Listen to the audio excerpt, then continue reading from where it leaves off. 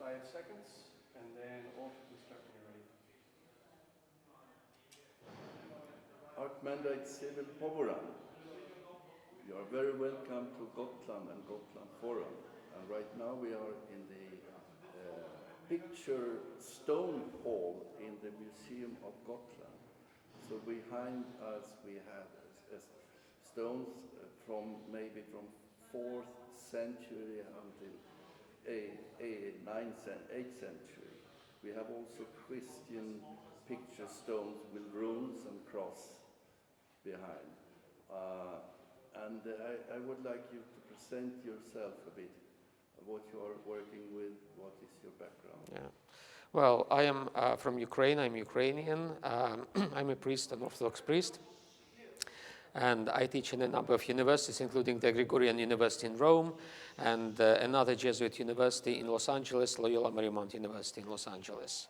And I feel pretty much at home here in Gotland and in this setting, in this museum, because I feel that it belongs, it signifies, better to say, an areal which was shared by my country, which is now Ukraine, and which historically was known as Rus, with the capital of Kyiv, which is now the capital of Ukraine, and which was a part of a larger commonwealth, which was a mixture of Scandinavian Viking culture and what is now known as Byzantine culture, but it's better to say that it was Eastern Roman Christian culture. So the amalgamation, the conflation of the two cultures, the Scandinavian one and the Eastern Roman one,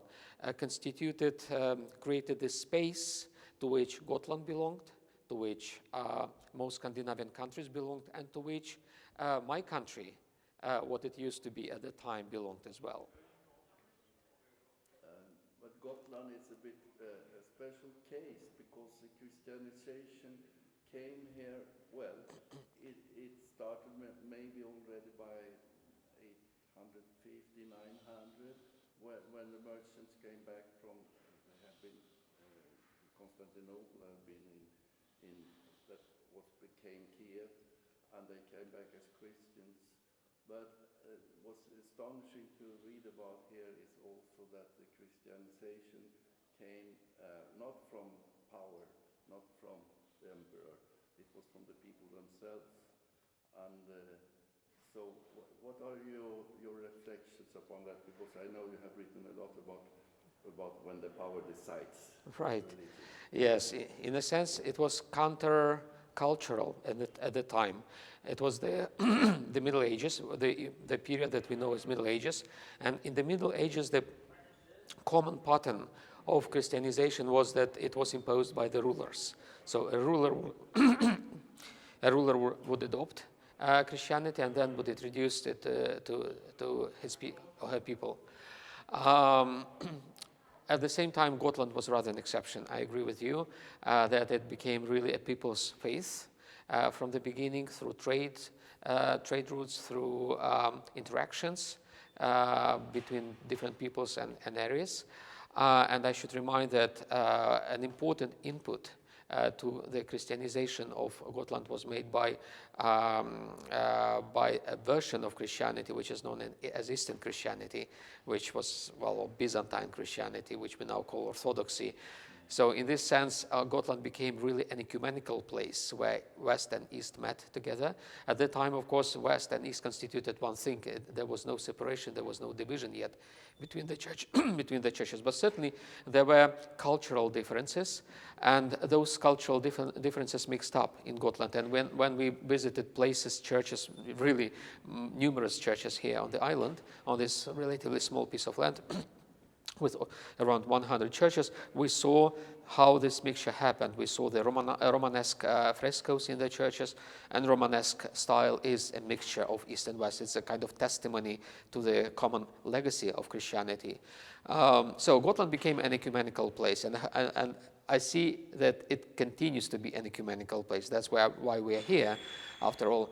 And In my own country, in Ukraine, what used to be Rus, Kievan Rus, the pattern was not dissimilar, because Christianity was first introduced not really by rulers. It was introduced by merchants, by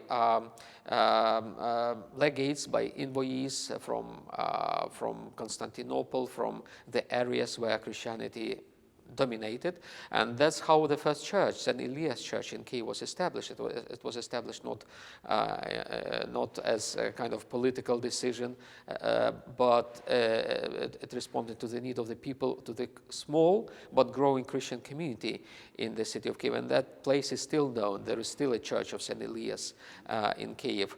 Then, of course, in Kiev, the Scandinavian dynasty of Rurikids, with the representative Valdemar, known by his Scandinavian name Valdemar, and whom we know through his Slavicized name Volodymyr. He introduced Christianity as a ruler.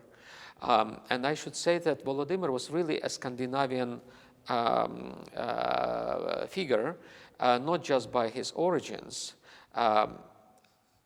It should be also mentioned that his grandmother, known in Scandinavia as Helga, and we know her as Olga through her Slavicized name. She also represented the same kind of Nordic ruling class in Rus. So they follow very much the trends, the Scandinavian trends of the time. Valdemar or Volodymyr first tried to reform paganism, because paganism was practiced in Rus at the time as an official religion. So in the line with the similar reforms of paganism in the Nordic countries, he tried to reform paganism and to adjust the Slavic paganism, local paganism, to the pantheon, to the kind of theology, pagan theology of the Nordic countries. It didn't work, it failed, and he tried something else. He tried to introduce monotheism, and we know that his concern was to have monotheistic religion in his land. That's why he tried approach different, according to the chronicles of Nestor, he tried to approach different monotheistic religions like Judaism and Islam. And he decided that they would not work for his country. So he approached Constantinople, which at that time was really the capital of the globe, what is now known as Byzantine Empire, and what at that time was known as Roman Empire, was really the most important political, cultural, and religious power in the world. And it was very natural for Volodymyr to ally with that power. That's how Christianity was introduced from them to Rus. And this was a similar pattern of introducing Christianity here in Gotland. As we know, it was, well, of course, it was brought here through the trade, through interactions, cultural interactions, travels, and so forth, but also through the Nordic dynasties, the Vikings. So it was a kind of synergy between the local people who adopted Christianity and between the foreigners, those who came over to the island, as it was exactly in Kiev, and who brought with them some elements, really strong elements of Eastern Christianity, and Gotland became, as we said, a melting pot for different cultural and Christian traditions. Yeah, and in the Gutalagen that was declared here, I think was already beginning of 12th century or something like that.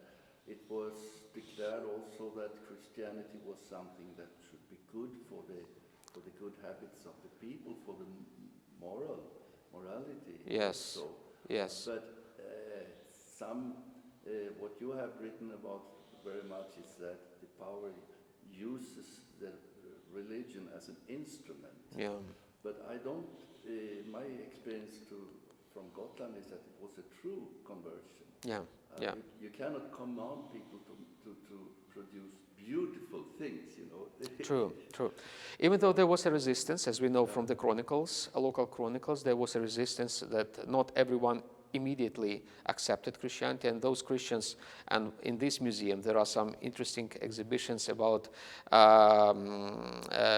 early Christians who built their churches, then those churches were burned down, and then they rebuilt them, and then eventually the local people accepted them and accepted Christianity. And I strongly agree with you that it was really the people's faith, and as I said in the beginning, it was countercultural, that it was the movement from underneath, from below, towards Christianity. And that's why we see so many churches, beautiful churches, still surviving from that area, or there are places at least which were marked by churches at the time, and now the churches were rebuilt later on.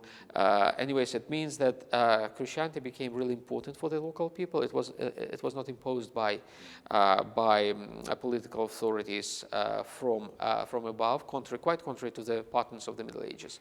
And that's why it became a very natural thing for the Gotlanders. And at the same time, at the same time, we see that Christianity was often modified and challenged and maybe reshaped through political authorities, as it happened during the time of the Reformation, for example, when the king imposed his vision of Christianity upon the local people, and people had to comply with that. And that was maybe sometimes, quite often, a traumatic experience for people. But I'm not the one to judge that. I just want to bring this as an indication that sometimes political power can interfere and change a lot. In this forum now, I think we also will reflect upon the society of today. And you have written a lot about the ideologization of religions. So maybe you don't have to develop everything now, but maybe you can give us some reflections very briefly about Europe today. Yeah, well, coming from Ukraine, from the situation of the war that we face now, I should say that this war has become possible because of this ideologization of religion to a great extent, when religion became instrumentalized for the political ends. And we saw that how it happened in Russia, where unfortunately the Russian Orthodox Church has been instrumentalized by the Kremlin and has become a sort of an ideological substitute. There was a communist ideology, then it collapsed, and there was a void, and this void was filled with the church, with religion, but because religion was expected to serve as an ideology, it was transformed and I would say deformed.